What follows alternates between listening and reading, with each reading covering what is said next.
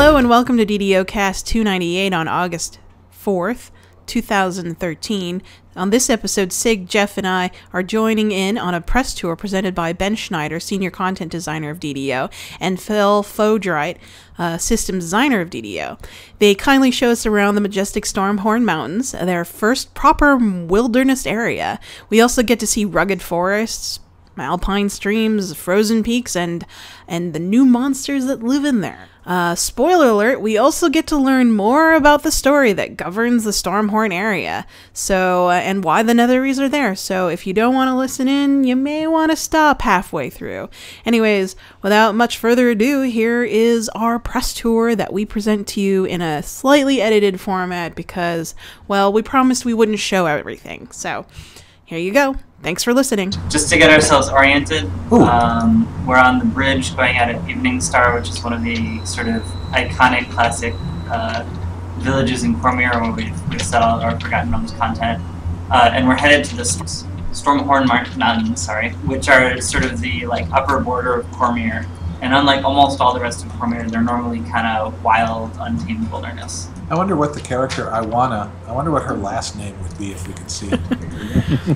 I want a party. I want a pony. I want a unicorn. In this Amanda, quest, I want to sit in the chair. So there's this Harper agent who we've actually met in other quests named Cordovan Huntsilver. And he's basically been up in the mountains and he's uncovered this new plot of the Empire of Netheril. And he wants to tell you all about it, so he's basically come here to meet him to find out what he's learned. And basically he just has time to tell you is a Shadow Arcana. that there are all these monsters, orcs and giants and stuff, amassing in huge numbers in the mountains. Get a nice bit of alpine look. He's a little disorganized, he's been on the run. Looks a lot like the Druid quests from does he do that, update then 15. As you see, the Netherese have been hot on his trail and they show up and basically ruin everything. So it plays out, but to make a long story short, they kidnap him. On a storytelling front, one of the things we're sort of proud here is that we have showed you the end boss for the whole story and the end boss for this dungeon in the first minute, which is something we always want to do because the more you know a boss, the more you enjoy killing them later. So heroic 19, epic. Yeah, so 25 or 27? Right, exactly. And this will be got it. The level 27 epic version of the quest is the highest level content that we'll have until we release higher level content. Stormhorns. Timing of this in the Evening Star timeline is this is sort of at the start of the Drow attack, and it's I did make one of those. Beginning of the Netherese attack, so we get to see a little bit of that, and then as you go through the content, which is the first Evening Star Forgotten Realms experience we did last year, you'll go through that content, and then you get to go and finish the story at high levels, which is the new level cap above 25 in this expansion pack. Right. So we have an overlapping story of you got the Netherese Empire, then you go and battle the Drow, and you come back and complete this. I think that blue is a new blue. Trying to stop the I don't remember anything quite that vibrant in your level cap range.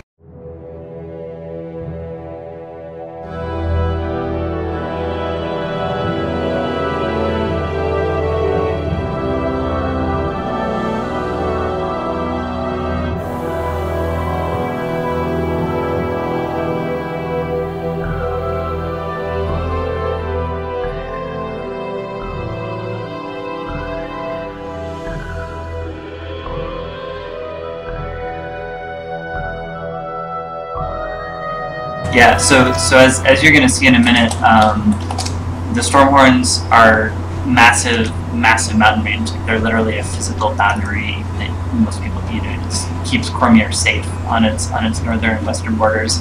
And we wanted to be able to show that off. So when you're running around the landscape, it's not just a big massive flat. There's always going to be a satyr in your face. And those mountains looming in the distance. We've got two other major landmarks. It's a satyr. We're seeing the bottom of this river now, but it goes all the way up in cascading waterfalls into the mountains. Not even a Passover satyr. More of that later. And there's a giant lake on the other side. For players like me who actually have a really bad sense of direction, this is awesome because I am lost far less often. And you can see up onto the mountains there that is actually playable area. Yes, yeah, we will literally be going upward. So this is one of the story random encounters we created for the lower area. Satyrs are sort of mercurial, mundane creatures. Sometimes they just see you and they decide they want you for dinner. But sometimes they'll invite you to dance in one of their little festive ballas. So literally we set this up so you can /dance. And depending on how well you dance, you'll get a different reward. That's great. So one of the things we did thematically with the Stormhorns is we tried to set so we made sure that there was a lowlands that you climb up so you get the full sense of a journey. And then we tried to create the distinction between nature, which can sometimes be hostile and kill you, and actual enemies. And what you'll find mostly down here is nature. Sometimes you'll come across a mountain lion who just wants to kill you, or the owl bear standing in the distance there. And sometimes you'll just come across some satyrs or a dryad, and they're just hanging out. Unless of course Wildflowers. That's cool. Yeah, they're pretty deep. This is a really lovely outer area. It does remind me of last Here we've got an owl bear.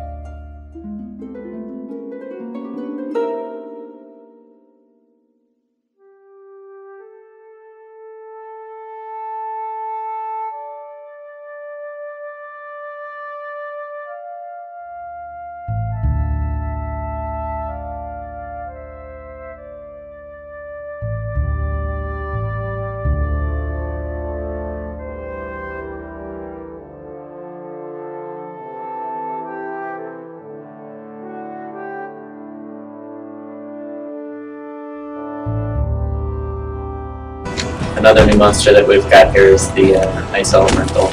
They have Snowy.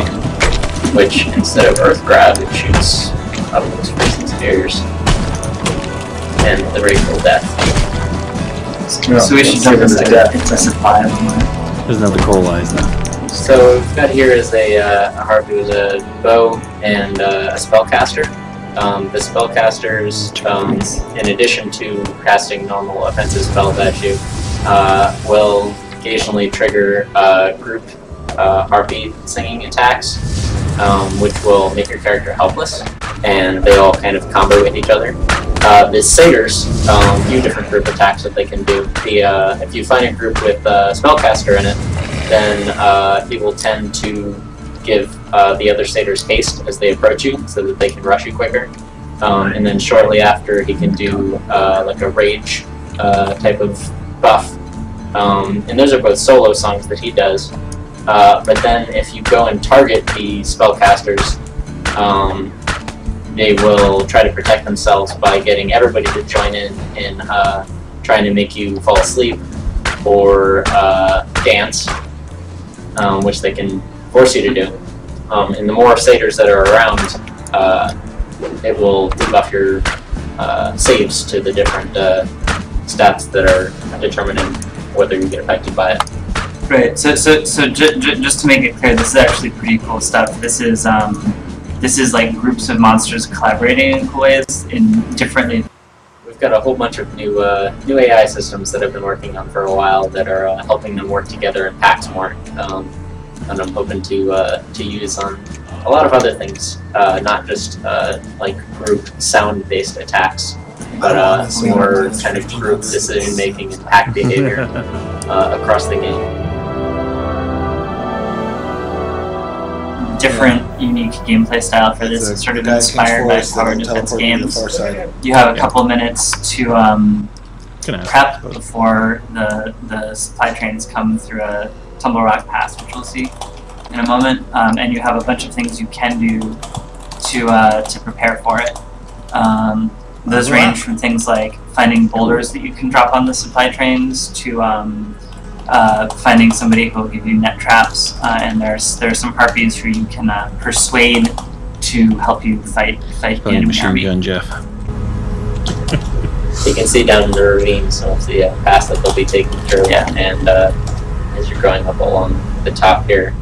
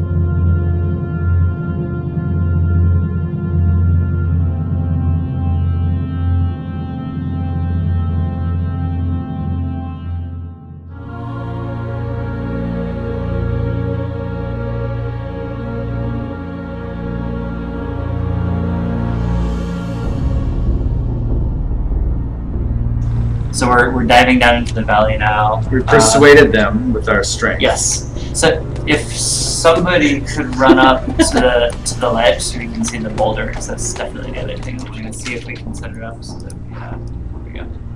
Wish us luck in hitting something. Go. Oh! Yes. Boulder leaps to life.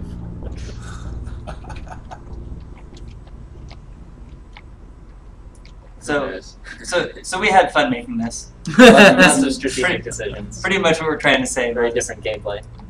I think it's fun to play. It was definitely fun to build. Holidays. Of course, the random encounters also happen in these forts. We set it up so that you'll get all sorts of different random combinations of the monstrous army in there, including occasional rares, which is one of the objectives you're trying to check off your checklist when you're exploring the wildernesses.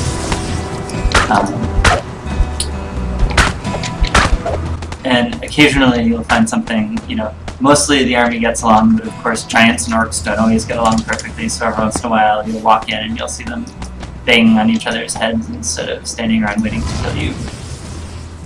Those are pseudo-dragons, which are one of our new monsters. Pseudo-dragon.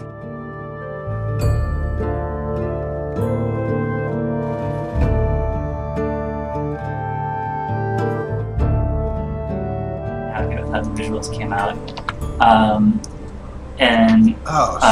Eventually it's going to turn out that Cordovan, kidnapped in the very first quest, is being held prisoner here. This looks like a dungeon. Not only is he being held prisoner here, but he's being held prisoner in a secret center of the glacier where there's an ancient Netherese artifact called the Mythalar.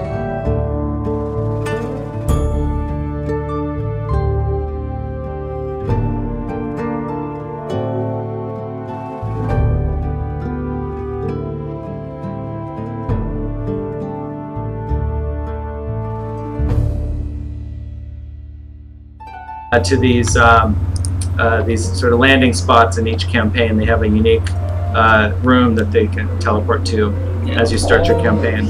So that loading screen you saw was temporary, but this is what we're calling the Hall of Heroes, and the idea is exactly that it's a landing spot, and also that it's sort of a space in between. So it's in the world, but it's sort of like a timeless corridor.